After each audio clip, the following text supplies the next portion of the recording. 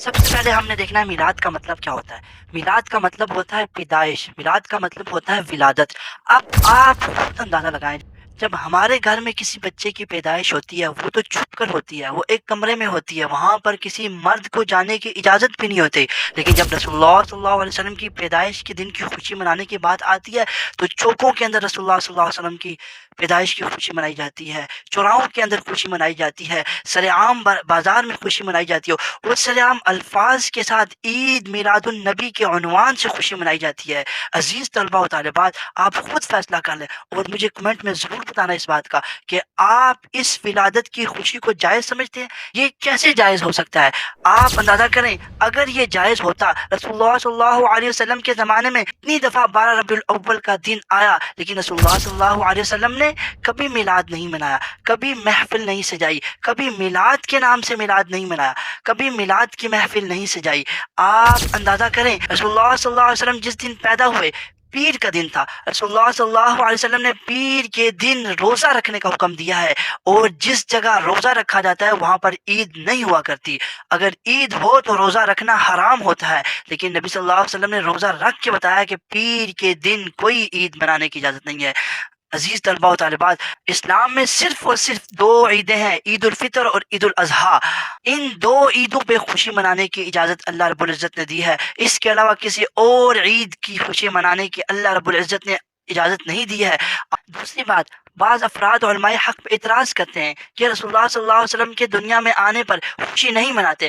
رسول اللہ صلی اللہ علیہ وسلم کے دنیا پہ آنے پر ہر مومن کو خوشی ہوتی ہے، ہر شخص کو خوشی ہوتی ہے جس دن رسول اللہ صلی اللہ علیہ وسلم دنیا میں آئے تھے، لیکن خوشی منانے کا طریقہ یہ نہیں ہے کہ انسان چوکوں چراہوں میں رسول اللہ صلی اللہ علیہ وسلم کی ولادت کے نام سے جلوس نکالنا شروع کر دے۔ یہ سراسر بدتمیزی والے الفاظ ہیں۔ اگر کسی نے خوشی منانی ہی ہے، سیرت النبی کے جلسہ کیا جا سکتا ہے، محفل نعت کا جلسہ کیا جا سکتا ہے۔ یہاں پر تو سر عام، یہاں پر تو صاف الفاظ میں میلاد النبی کے نام سے جلسے کیے جاتے ہیں۔ یہ کہاں کا انصاف ہے عزیز طلباء و طالبات؟ تیسری بات یہ ہے، آپ اندازہ کریں جیسے میں نے پہلے عرض کیا، رسول اللہ صلی اللہ علیہ وسلم کے زمانے میں کتنی مرتبہ ربیع الاول کا دن آیا لیکن رسول اللہ صلی اللہ علیہ وسلم نے کوئی خوشی نہیں منائی۔ صحابہ اکرام رضوان اللہ علیہم اجمعین، ابو بکر صدیق رضی اللہ تعالیٰ عنہ کی خلافت کا دور آیا، ابو بکر صدیق رضی اللہ تعالیٰ عنہ نے کوئی جلوس نہیں نکالا، کوئی میلاد النبی کے نام سے محفل نہیں سجائی۔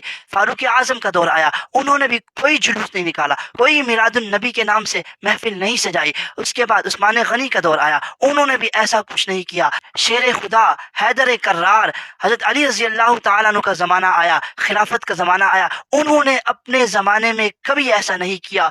800 سال کے بعد اس بدعت کو ایجاد کیا گیا، اس کے بعد سے یہ میلاد شروع ہوئے۔ اس سے پہلے کسی شخص نے میلاد نہیں منایا، تابعین میں سے کسی نے نہیں منایا، تبع تابعین میں سے کسی شخص نے میلاد نہیں منایا۔ عزیز طلباء و طالبات، یہاں پر غور کرنے کی ضرورت ہے، کیا ہم اسلام کے اندر نئی چیز تو داخل نہیں کر رہے؟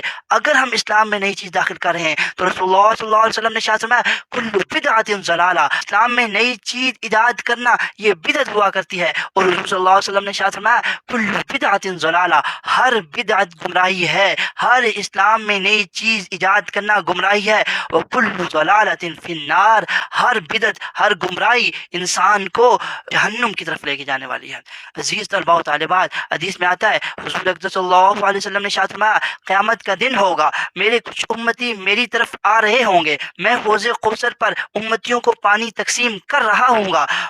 جب وہ امتی میری طرف آ رہے ہوں گے، حضرت جبرائیل علیہ السلام ان امتیوں کے درمیان میں اور میرے درمیان میں رکاوٹ ڈال دیں گے، تو میں جبرائیل سے پوچھوں گا، اے جبرائیل، آپ نے میرے امتیوں کے درمیان میں کیوں رکاوٹ ڈالی ہے؟ تو جبرائیل علیہ السلام بتائیں گے، یا رسول اللہ، یہ وہ امتی ہے جنہوں نے آپ کے جانے کے بعد دین میں اپنی طرف سے نئی چیزیں ایجاد کرنا شروع کر دی تھی، اب یہ حوض کوثر سے محروم رہیں گے۔